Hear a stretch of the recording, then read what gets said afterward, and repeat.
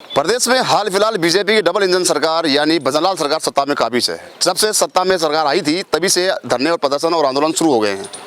हाल फिलहाल मैं खड़ा हूँ सीफू के सामने। सीफू मेडिकल से अभ्यर्थियों की एक जो एजेंसी है, रिक्रूटमेंट एजेंसी, उसके सामने खड़ा हूँ। पूर्व में भी हमें दिखा चुका हूँ इसके बारे में कि यहाँ पे धरने प्रदर्शन ज़्यादा शुरू हुए थे। 20,546 पदों की भर्ती को लेकर यहाँ पे करीब 7 कैडरों ने धरना प्रदर्शन दिया था। हाल फिलहाल भजनलाल सरकार लगातार कोशिश कर रही है कि इनको रोजगार, जो बेरोजगार है उनको रोजगार दिया जाए, लेकिन हालात 10 के 10 बने हुए हैं। मेरे पीछे भीड़ देख रहे हैं आप, ये भीड़ उन अभ्यर्थियों की है जो लगातार होल्ड में रहे हैं। नर्सिंग ऑफिसर की भीड़ है ये, और सीफू में सुबह से बैठे हैं, धरना दिया जा रहा है। इनकी जो मांग है वो मांग है नर्सिंग ऑफिसर भर्ती 2023 के होल्ड अभ्यर्थियों का अनुभव सत्यापन पत्र लेटर जारी करें और नियुक्ति दें। तमाम जो प्रदेश के विभिन्न अंचलों से कड़ाके की ठंड में पहुंचे हैं अभ्यर्थी, उनकी एक ही मांग है कि इनका अनुभव सत्यापन जो लेटर है वो जारी करें और जल्द से जल्द इनको नियुक्ति प्रदान की जाए। भजनलाल सरकार बात करें, चाहे मुख्यमंत्री भजनलाल जी की बात करें, जगदेंद्र खींवसर जो चिकित्सा मंत्री हैं, तमाम जो सरकारी तंत्र है वो कहीं ना कहीं उदासीनता और मशीनरी, जो सरकारी मशीनरी है उसकी लचर और लापरवाही के कारण ये अभ्यर्थी आज दर दर की ठोकरें खाने को मजबूर है। खैर, मैं कुछ नेता यहाँ पे मेरे साथ मौजूद हैं जो धरने को मॉनिटरिंग करें, उनसे बात कर लेता हूँ मैं। सुरेंद्र, लगातार आप आंदोलनरत हैं, पहले भी आपने धरने दिए थे 20,546 पदों की भर्ती को लेकर, कहीं ना कहीं सक्सेस जैसे भी हाथ लगी आपको। हाल फिलहाल वापस आंदोलन के रूप में आप एक बार सीफू के सामने बैठ गए हैं। बिल्कुल, पहले आंदोलनरत से चिकित्सा मंत्री महोदय और मुख्यमंत्री महोदय की अच्छी कार्यशैली की वजह से हमें रोजगार प्राप्त हुआ, लेकिन क्या है, सीफू की लचर कानून व्यवस्था, लचर कार्य प्रणाली की वजह से 1013 अभ्यर्थी हैं जो अभी भी दर दर की ठोकरें खाने के लिए मजबूर हैं। इनका क्या, इनकी कोई गलती नहीं है। बाबुओं की और संस्था की कार्य प्रणाली बहुत ही दुर्भाग्यपूर्ण जैसी होने के कारण ये बेचारे दर दर की ठोकर खा रहे हैं और भर्ती से लेट लतीफ़ हो रहे हैं। निवेदन है मेरा विभाग से और सरकार के कि इनका अनुभव प्रमाण पत्र सत्यापन लेटर जारी करके इनको नियुक्ति दी जाए, जिससे कि ये अपनी नियमित रोजमर्रा की जिंदगी जिए, ना कि दर। सबसे बड़ा सवाल यहाँ पे ये है कि लगातार भजनलाल जी जो मुख्यमंत्री के पद पे काबिज हैं वो लगातार दावे कर रहे हैं, ढोल पीट रहे हैं, ढिंडोरा पीटते नजर आ रहे हैं मार्केट में, समाज में या प्रदेश में, कि हमने इतनी भर्तियाँ दे दी, उतनी भर्तियाँ दे दी, लेकिन हाल फिलहाल वापस वो हुजूम जो है बेरोजगारों का वो लगातार बढ़ता जा रहा है। नहीं, भजनलाल सरकार की इसमें कोई गलती नहीं है। इसमें अधिकारियों की और सीपू की तानाशाही और लापरवाही का परिणाम है कि इन बच्चों को ये दर दर भटकना पड़ रहा है। सरकार ने, मुख्यमंत्री महोदय ने की मंशा साफ थी, उन्होंने हमें नियुक्ति पत्र और बाकी कैडरों, बाकी बच्चों को नियुक्तियां प्रदान की हैं, लेकिन सीपू और अधिकारियों की तानाशाही की वजह से ये बच्चे दर दर की ठोकरें खाने के लिए मजबूर हैं। देखिए, यहाँ पे मुख्यमंत्री भजनलाल शर्मा जो है मॉनिटरिंग तो कर रहे हैं, लेकिन उनकी मॉनिटरिंग में कहीं ना कहीं गफलत नजर आ रही है। सरकारी मशीनरी जो सीफू है, इसके अधिकारी लगातार दावे करते हैं और काम नहीं करने का कोई ना कोई बहाना बनाते हैं। इसी का एक नतीजा सामने आया है कि ये 1013 के लगभग जो अभ्यर्थी हैं वो आज दर दर की ठोकरें खाने को मजबूर हैं। प्रदेश के विभिन्न अंचलों से इस कड़ाके की ठंड में पहुँचे हैं यहाँ पे। पिछले साल 2024 जनवरी में भी इसी आंगन में, इसी धरती पे एक बार वापस रन हुआ था इसी मेडिकल से अभ्यर्थियों का। हाल फिलहाल वापस वही जनवरी चल रही है और वापस वही रन वापस देखने को मिल रहा है। क्या नाम आपका? खुशीराम मीणा। खुशीराम जी, आपका भी नाम कहीं ना कहीं आंदोलनकर्ताओं में, क्रांतिकारी नेताओं में आता है। अब क्या लगता है वापस आप आंदोलन की राह में हो? देखिए, सरकार की मंशा सही है, लेकिन सीफू की मंशा सही नहीं है, क्योंकि पिछली बार 1 महीने पहले सीफू डायरेक्टर थे थाकन जी ने आश्वासन दिया कि 1 महीने में इनका काम कर दिया जाएगा। उस आश्वासन के बाद में ये बच्चे अपने घर चले गए थे, उसके बाद बिल्कुल नहीं आए। 1 महीने से 1 महीना 10 दिन हो गए, उसके बाद ये सब लोग आए हैं और ये इसलिए आए हैं, अपने कैरियर के लिए इनको डर है। तो सरकार को ऐसा करना चाहिए कि जो भी अधिकारी लगे हुए हैं, सरकार की छवि खराब होती है इसमें, तो सरकार को ये चाहिए कि जो भी अधिकारी लगे हुए हैं उनको पाबंद करें और इनका काम करवाएं। खुशीराम जी, सबसे बड़ा सवाल ये पे है कि बेरोजगार आता है सुबह शाम तक, दूर दराज से आता है और यहाँ पे माथा फोड़ के वापस चला जाता है घर पे। काम नहीं होता, केवल रास्तों से मिलते हैं। ये सरकार को देखना पड़ेगा। सरकार की छवि पर प्रश्न चिन्ह खड़ा होता है। सरकार के बीजेपी कार्यालय से यहाँ पे फ़ोन किया जाता है कि इन बच्चों का काम करो, और अधिकारियों की तरफ से रिस्पांस नहीं देना कहीं ना कहीं सरकार की छवि को प्रश्न चिन्ह खड़ा करता है। इसीलिए मेरा राज्य सरकार से निवेदन है। सवाल आपसे, ये बीच में मैं बात काटूंगा आपकी, एक सवाल ये भी है कि क्या लगता है कि ब्यूरोक्रेसी अब सरकार पे हावी हो रही है, क्योंकि सरकार लगातार दावे कर रही है और दावे पग पग पर फेल होते नजर आ रहे हैं? निश्चित रूप से ऐसा ही लगता है, क्योंकि बीजेपी कार्यालय में जन सुनवाई के लिए जब जाते हैं, जब हमें बहुत अच्छा रिस्पांस मिलता है। मुख्यमंत्री कार्यालय में हम जाते हैं, बहुत अच्छा रिस्पांस मिलता है। चिकित्सा मंत्री जी के पास जाते हैं, बहुत अच्छा रिस्पांस मिलता है। लेकिन इसके बावजूद कुछ अधिकारी उस काम को समय पर नहीं करते हैं, इससे सरकार की छवि खराब होती है। तो मेरा तो मुख्यमंत्री महोदय से यही निवेदन रहेगा कि समय की पाबंदी रखी जाए और काम जो होने चाहिए समय पर वो काम हो। इनकी कोई गलती नहीं है, इन लोगों को होल्ड पर रख दिया और इनके साथियों को पोस्टिंग मिल गई, तो इनकी कहाँ गलती है। सरकार का धन्यवाद भी है कि जितने लोगों को आपने पोस्टिंग दी है उसके लिए हम बार बार आपका अभिनंदन करते हैं और हम बहुत बड़ा प्रोग्राम भी करेंगे।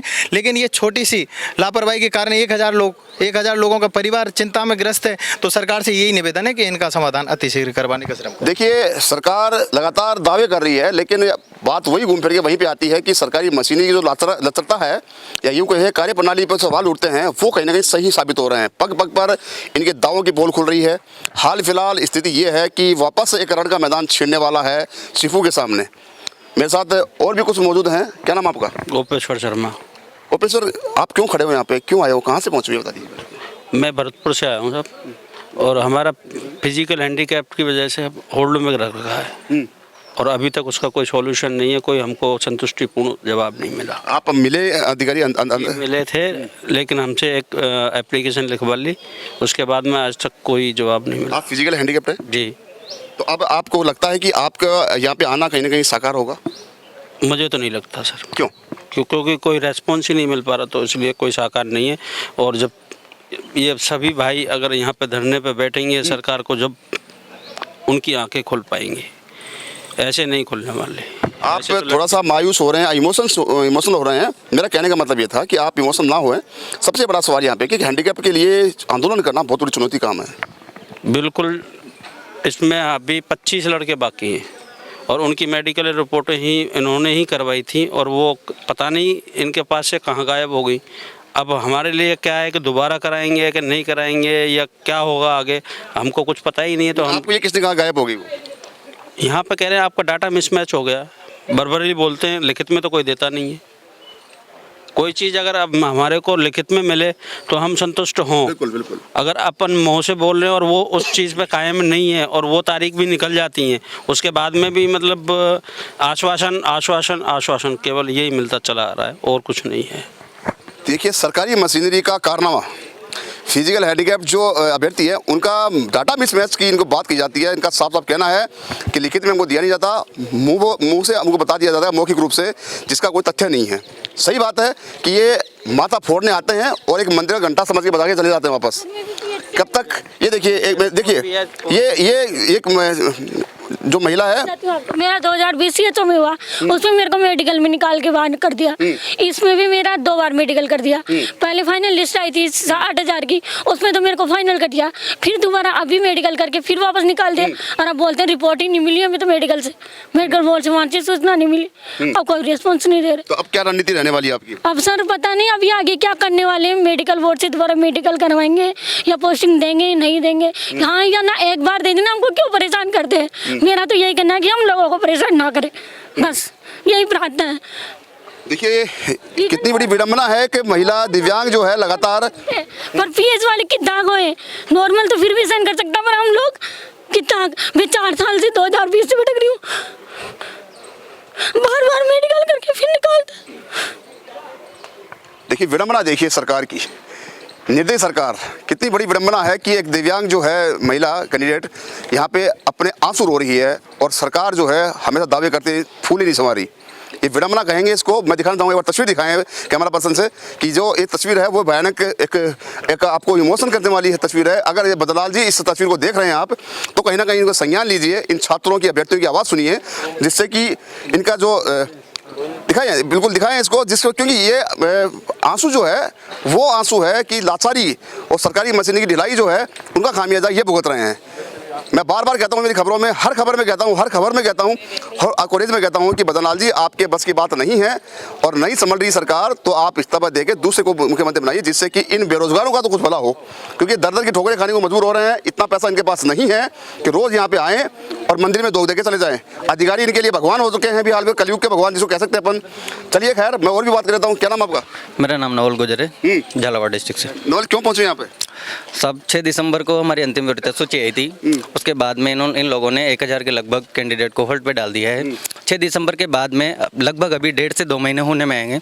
इस बीच में मैं सिपू में लगभग 20 से 30 बार वार्ता कर चुका हूँ। आश्वासन के सिर्फ कुछ नहीं मिला, सिर्फ आश्वासन देते हैं, तारीख पे तारीख बताते हैं, इसके अलावा कुछ भी नहीं है। अब हमें हमारी चिंता से बहुत ज़्यादा परेशान है, बहुत ही ज़्यादा। तो अब क्या रणनीति रहने वाली है आपकी? अब आगे की रणनीति ये है कि अगर हम धरना प्रदर्शन करेंगे यहीं, और जब तक हमारा काम नहीं हो जाता, पुनर्सत्यापन का लेटर जारी नहीं हो जाता, तब तक हम यहीं रहेंगे, चाहे हमें प्राण क्यों ना देना पड़े। देखिए विडम्बना, मैं बार बार कह रहा हूँ इसको, मुझे बहुत अफसोस होता है मेरी लैंग्वेज पे, क्योंकि मुझे कहनी नहीं चाहिए ऐसी लैंग्वेज, लेकिन मजबूरी है कि समय को, सिचुएशन को समझते हुए मुझे कहना पड़ रहा है। ये महिलाएं भी यहाँ पे खड़ी हैं, प्रदेश के विभिन्न अंचलों से ठंड में आई है यहाँ पे।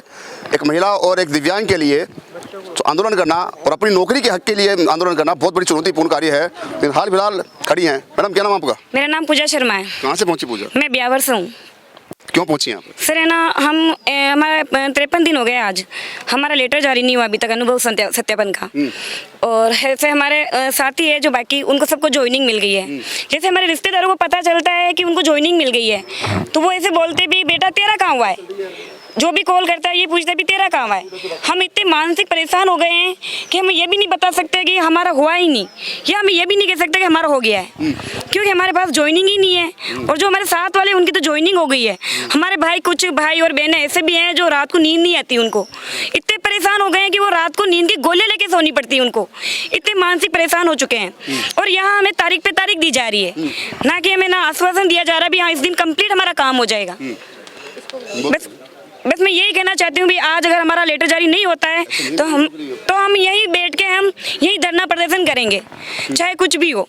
पूरा सबसे बड़ा सवाल, एक महिला हैं आप, और महिला के लिए आंदोलन करना, घर से बाहर रहकर, जहाँ पे सुख सुविधाओं की कमी हो, तमाम जो सुविधाएं आपको चाहिए वो नहीं है यहाँ पे, कैसे मैनेज करेंगे? सर है ना, मेरा ऑपरेशन हो रखा है, आज मेरे को 1 महीना और 4 दिन हुए हैं।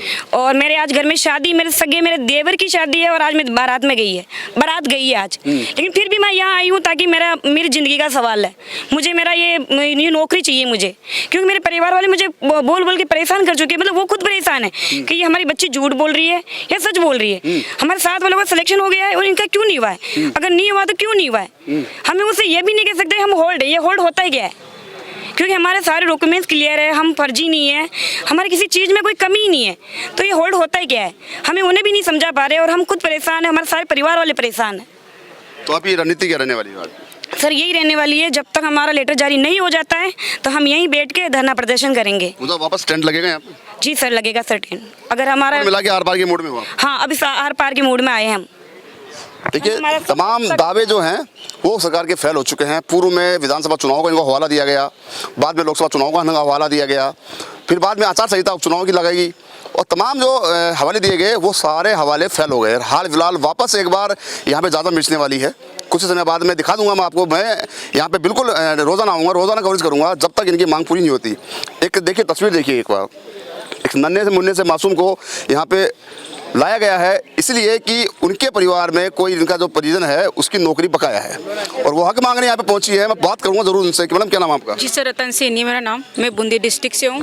मैं सर होल्ड में आने के बाद यहाँ कम से कम 10 बार चक्कर काट गए। यहाँ पे आश्वासन दिया जाता है कि आपका 2-5 दिन में कर देंगे, पहले के फिर उसके बाद बोला कि 1 महीने में तुम्हारा कंप्लीट काम कर देंगे। लेकिन अभी तक इन्होंने कुछ ना तो लिस्ट जारी करी है, ना इन्होंने लेटर जारी किया है, और बस ये गेट है, इसके अलावा अंदर जाने का परमिशन देते नहीं है। अंदर जाते हैं तो बोल देते हैं कि कर देंगे तुम्हारा, बोलते हैं तो कि हम नया हैं या कोई बाबू का ट्रांसफर हुआ है, बाबू ने नया ज्वाइन किया है। सर इसमें हमारा क्या कसूर है? बिल्कुल बिल्कुल, यहाँ पे अगर नया स्टाफ आया है, कुछ भी है, तो इसमें हमारा क्या कसूर है सर?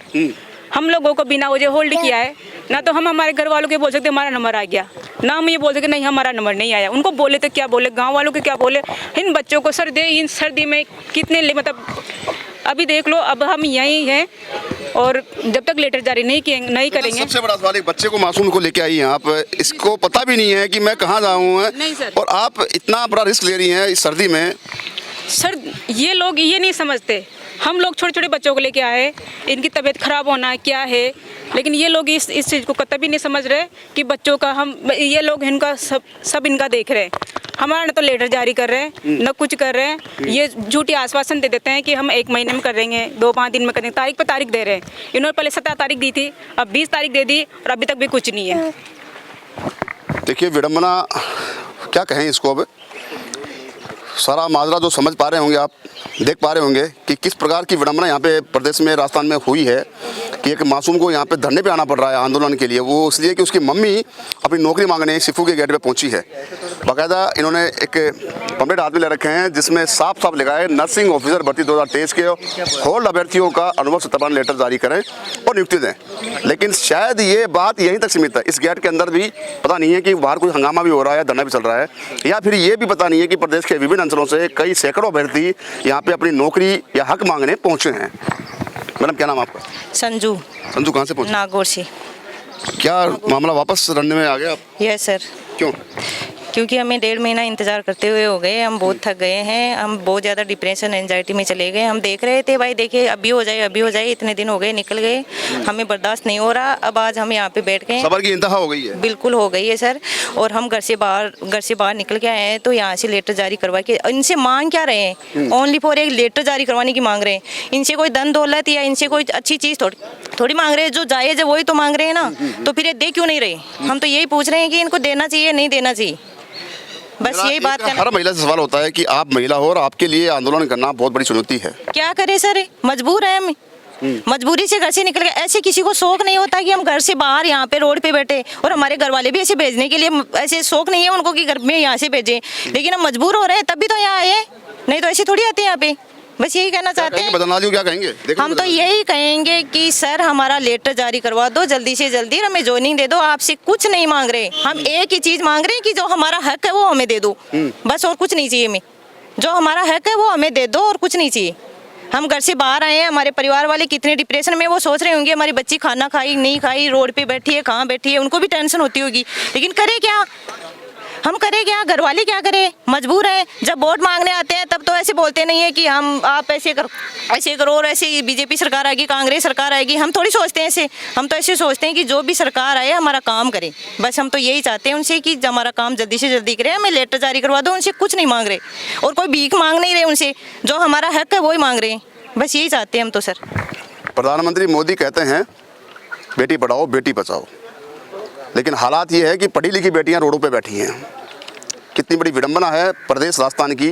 और भजनलाल जी, अगर आप देख रहे हैं इस खबर को तो निवेदन है आपसे गोल्डन हिंद का स्पेशली कि इनकी विडंबना को समझिए, इनका दर्द को समझिए और तुरंत सरकारी महकमे को लचर जो है इनकी व्यवस्था जो ठीक करिए। मैडम क्या नाम है आपका? सुनीता चौधरी। हाँ जी सर मैं टोंक से हूँ और हमारा जो हम भी यही चाहते हैं कि सर सबके साथ में है और के लिए हमारा लेटर जारी किया जाए। वेरिफिकेशन ही नहीं होगा तो फिर फाइनल लिस्ट तो कहाँ से आएगी हमारी? जल्दी से जल्दी हम भी उन लोगों के साथ में शामिल किया जाए हमें भी। आप आगे की रणनीति? बस सर यहीं बैठेंगे जब तक लेटर जारी नहीं होगा। हाँ मैडम क्या कहेंगे आप? अच्छी रैंक होते हुए भी हम सबसे पीछे चले गए। क्यों? ज्वाइनिंग दी थी ना उनको, हमें बिना कारण होल्ड में रख दिया है। मतलब ये तो ये हो गया कि डाका पड़ गया आपके हक पे? पड़ गया ना। 7,000 रैंक वाले को जयपुर मिल रहा है, मेरी 123 रैंक है, लेकिन अब पीछे हो गए। अब देखो अब कहाँ क्या करेंगे। अभी तक तो पिछले दिनों एक वायरल हुआ था कि कोई इंद्रपुरा में एक एनएम थी, उसको लिखा गया था ट्रांसफर के लिए कि झुंझुनू शहर से कोई दूर स्थान पे वापस आना, आनंद थाना में उन्होंने आदेश जारी किया था। वायरल हुआ सोशल मीडिया पे। तो लगता है कि आपके साथ भी ऐसा ही होगा? पता नहीं सर, होगा तो यही सर। क्या मांग करती हैं अभी आप? हमारा लेटर जल्दी से जारी करके नियुक्ति दें हमें जल्दी, यही है। नहीं तो यहीं पे धरना दें। बनेंगी झांसी की रानी? तैयार है। देखिए जज्बा देखिए इनका, और इस जज्बे को सलाम है कि लगातार अपने हक की मांग को लेकर जब एक महिला अपनी पे आती है तो शायद कहीं ना कहीं प्रदेश की आबो हवा है वो खराब हो जाती है। अच्छे से रजवाड़े चले गए हैं, जब महिला अपनी पे आती है तो ये प्रदेश की सरकार क्या चीज़ है इनके सामने। मैडम क्या नाम आपका? मेरा नाम, बहुत गुमसुम लग रही हो आप। मेरी तबीयत खराब है जी, थोड़ा सा बता दीजिए थोड़ा सा। मेरा नाम पुष्पिंदर कौर है, मैं अलवर ज़िले से आई हूँ। हमको काफ़ी टाइम से मतलब होल्ड में ही रख रखा है और ना ही हमको कुछ बताया जा रहा है कि आपका क्या किया जा रहा है, ना ही हमको बता रहे हैं कि भाई होल्ड का कब तक हमको क्लियर करेंगे। हम काफ़ी टाइम से हमको आश्वासन दिए जा रहे हैं और हम यहाँ सीपू के चक्कर काट के बहुत परेशान हो गए। तो आप राजनीति क्या रहने वाली है? सीपू को रोज चक्कर काटते हैं, हम भी आते हैं रोज सुबह शाम यहाँ पे। नहीं, सीपू के आगे आप धरना ही जारी रखना है। पूर्व में धरना लगा था? हाँ बिल्कुल लगा था। फिर क्या हुआ? कुछ भी नहीं हुआ, आश्वासन नहीं दिया जाता है। कब तक देंगे? तब तक ओवरेज हो जाएंगे आप धरनों में? तो नहीं, धरना में तो ओवर एज नहीं होंगे। कहीं ना कहीं सुनी जाएगी आपकी सरकार, मांग सुनेगी? सुनेगी, लेकिन पता नहीं कब सुनेगी, अब ये तो हमको पता नहीं है। यही तो पूछना चाह रहा हूँ आपसे कि जब सुनेगी तब तक बहुत देर हो चुकी होगी, इससे पहले क्या रणनीति रहने वाली है आपकी? हम तो यही चाहते हैं कि जल्दी से जल्दी होल्ड वालों को हमको क्लियर किया जाए और हमको हमारे साथियों के साथ हमारी नियुक्ति की जाए। देखिए, अभी हाल फिलहाल थोड़ी देर पहले स्वास्थ्य भवन था, जहाँ पे गायत्री राठौड़ ACS जो है चिकित्सा विभाग की, उनको लेकर ये कुछ अभ्यर्थी बैठे थे। वहाँ पे चर्चा चल रही थी कि गायत्री राठौड़ ने एक जवाब दिया था कि सरकार से पूछ के पैदा हुए थे क्या। मैं ही वो कवरेज करने वाला था, रिपोर्टर था, और मेरे सामने जो अभ्यर्थी थे वो UTP के थे। हाल फिलहाल वो नहीं है, लेकिन हालात इनके वो बन चुके हैं कि जैसा मैडम ने कहा था ACS ने, वही हालात इनके साथ बनने वाले हैं कि अधिकारी जो हैं अंदर बैठे सीफू में, वो आराम से चैन की नींद सो रहे हैं और ये दर की ठोकरें खा रहे हैं। कड़ाकी ठंड में यहाँ पे खुले आसमान तले गुजर बसर करने को, रात गुजारने को मजबूर हैं।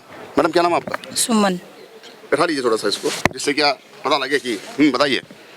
मैं सरकार से ये कहना चाहती हूँ कि जो ये अधिकारी लोग ये बोलते हैं कि आप हमें पूछकर पैदा हुए थे, तो सरकार या जो भी अधिकारी हैं, जो भी मंत्री हैं, वो कम से कम अपनी बहन बेटियों को यहाँ रोड पर एक दिन बिठा के दिखा दो। हमें यहाँ एक एक रात इतनी मुश्किल से गुजरती है, इतने छोटे छोटे बच्चों को हम छोड़ के इतनी दूर तक आते हैं। आज हमारा लेटर कब 53 दिन हो गए हमारी फाइनल लिस्ट आई हुई, अभी तक हमें आश्वासन पे आश्वासन दिया जा रहा है। पहले हमें 15 जनवरी के बाद का बोला था, अभी हमें 20 तारीख के बाद में बोला था, अभी 5-7 दिन का नाम और ले रहे हैं। तो हम इस चीज़ से बिल्कुल भी आश्वस्त नहीं है। या तो हमारा शाम से पहले हमारा लेटर जारी करो, या फिर हम यहाँ पे अनिश्चितकालीन धरना देंगे, चाहे कुछ भी हो। चाहे महिलाओं के लिए बहुत बड़ी चुनौतीपूर्ण कार्य है ये धरना देना। क्या करें, मजबूरी है हमारी यहाँ आके धरना प्रदर्शन करना। कौन अपनी बहन बेटियों को रोड पे भेजता है? अधिकारी लोग अपनी बहन बेटी को एक दिन रोड पे बिठा के दिखा दो। बहुत खूब बात की आपने। हम मान लेंगे, हम भी किसी की बहन बेटी है, किसी की पत्नी है, किसी की बेटी है, किसी की बहू है। हमारे भी, हम भी घर से निकलते हैं तो हमारे भी 2-3 शब्द बोले जाते हैं। सुबह से लेके शाम तक रोड पे यहाँ रात को सोते हैं, ना कुछ खाना है ना कुछ पीना है। छोटे छोटे बच्चे हैं जो परेशान हो रहे हैं। मजबूरन हमें इन अधिकारियों की लापरवाही की वजह से हमें आज रोड पे भटकना पड़ रहा है। तो हमारा रिक्वेस्ट है सर से कि हमारा या तो हमारा लेटर जारी करे रीवेरिफिकेशन का, या फिर हम अनिश्चितकालीन धरना देके बैठेंगे यहाँ पे। देखिए, कितनी मार्मिक बात कही इन्होंने कि अधिकारियों को अगर बहन बेटी को बाहर बैठाना पड़े तो कितनी बड़ी बात होगी। अगर शर्म बची है अधिकारियों में तो शायद इस खबर से संज्ञान लेंगे और आनंद फानंद में कार्य प्रणाली को पूरा करेंगे। जो तमाम जो काम है इनके, जो मांग है, उस पर कहीं ना कहीं गौर फरमाया जाएगा। ये मैं उम्मीद करता हूँ सिफू के अधिकारियों से। मैडम, क्या कहेंगे आप? सर, मैं Tara Chauhan from Rajsamand district nursing officer. सुबह से हम भूखे प्यासे यहाँ बैठे हैं, बार बार जाके बोल के आ रहे हैं। हर बार हमारे को तारीख दी जा रही है। 1 महीने का टाइम दिया हमने, 1 महीने तक वेट किया। अभी सर 10 दिन ऊपर हो गया। हर बार वो कभी बोले अधिकारी चेंज हो गए, कभी बोले वो बाबू चले गए। हर बार हम आते हैं, हर बार हमारे को यहाँ से झूठा आश्वासन देके भेज देते हैं सर। अभी हमने फाइनल यही सोच रखा है कि जब तक हमारे को लेटर जारी नहीं करेंगे हम, तब तक हम सुबह से सर भूखे प्यासे ही बैठे, और जब तक लेटर जारी नहीं होगा तब तक हम भूखे प्यासे यहाँ बैठे रहेंगे। आगे की रणनीति आंदोलन करेंगे? हाँ, यही सर, आंदोलन करेंगे और धरना प्रदर्शन करेंगे। यूँ कहें कि आप मत्था फोड़ने आते हैं? जी सर, बस यही मान लो सर। विडम्बना वो की वो बनी हुई है। मैं आता हूँ यहाँ पे, खबर चला के चला जाता हूँ वापस। इनको रात को यहीं रुकना है और इन अधिकारियों की शक्ल देखेंगे जाते हुए कि आते हुए कि ओनली फॉर, उसके बाद में कोई बात नहीं होगी। देखते हैं क्या होता है। क्या कहेंगे आप? सर, यही कहूँगी कि हम PH वालों को बार बार परेशान ना करें, 10-10 बार मेडिकल ना करें, मेडिकल करके और जल्द से जल्दी पोस्टिंग दें, हम लोगों को परेशान ना करें। और ये सभी की सुने सरकार, यही चाहती हूँ कि सभी की मदद करे, किसी के साथ भी भेदभाव ना करे, चाहे वो कोई सा भी कैटेगरी का हो, चाहे वो कोई भी हो, सबकी सुने और सबका जल्दी से जल्दी न्याय करे। एक न्याय प्रणाली, सख्त न्याय प्रणाली हो, 20 दिन की 50 दिन की समय, उस समय में कार्य को पूरा करें। इस तरह से लंबा ना खींचे किसी भी चीज़ को, जिससे ना अधिकारी भी परेशान ना हो और हम बच्चे भी परेशान ना हो। मतलब एक समय अवधि हो हर चीज़ की और उसमें हो ही सही वो काम। मैं तो यही कहना चाहूँगी, मेडिकल हम PH वालों का बार बार मेडिकल के परेशान ना करें मेडिकल करके। देखिए, साफ साफ आरोप लगाया है कि अब जो दिव्यांग है कैटेगरी के, उनका बार बार मेडिकल के बहाने उनको परेशान किया जाता है और उनकी जो लेट लतीफ़ी है, इसी कारण लेट लतीफ़ी हो रही है और इसी कारण इनका पुनः सत्यापन नहीं हो पा रहा। अब हालात वापस वही रण मैदान छिड़ चुका है प्रदेश की राजधानी जयपुर में। बात चाहे शहीद स्मारक की कर लें या बात चाहे सिफू की कर लें, सबसे ज़्यादा सिफू में रण का मैदान छिड़ता है, क्योंकि सबसे शायद जहाँ तक सूचना है कि सबसे ज़्यादा भ्रष्ट जो अधिकारी हैं वो यहीं बैठते हैं।